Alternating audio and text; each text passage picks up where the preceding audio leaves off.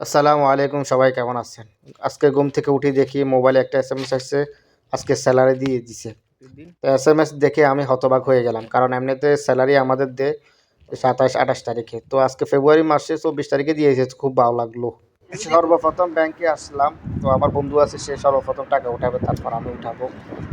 তো আমি কত টাকা উঠাবো, কত টাকা স্যালারি পাইলাম, কত টাকা উঠাইলাম, আপনাদেরকে অবশ্যই ভিডিও শেষে দেখাবো, কারণ এখন দেখানো যাবে না। আমার পিছনে অনেকজন লাইন ধরে আছে, তারা টাকা উঠাবে। তো আমি টাকা উঠানোর পর সর্বপ্রথম যাব বাকালাতে। তো বাকালায় চলে আসলাম। এখানে আমি সব সময় আসি, এখানে খাওয়ার দাওয়ার আমি নিয়ে থাকি এই বাকালা থেকে, সব সময় আসি এখানে। তো আজকে স্যালারি পেয়েছি, অনেক খুশি। তো অবশ্যই কিছু খেতে হবে, কিছু নিতে হবে।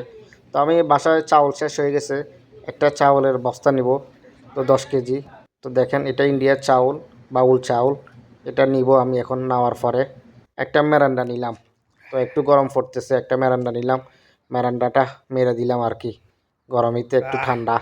তো আপনাদেরকে বলবো আমার স্যালারি কথা।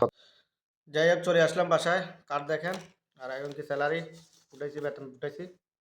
তো কত টাকা স্যালারি এটা বলা যাবে না, এটা বলা ঠিক না, ঠিক আছে? উঠেছে, আপনার দেখাই দিচ্ছি ব্যাস এটা।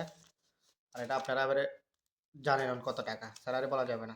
আলহামদুলিল্লাহ ভালো আছি, আল্লাহর রহমতে, মানুষের দোয়ায়, মা বাবার দোয়ায় ভালো আছি।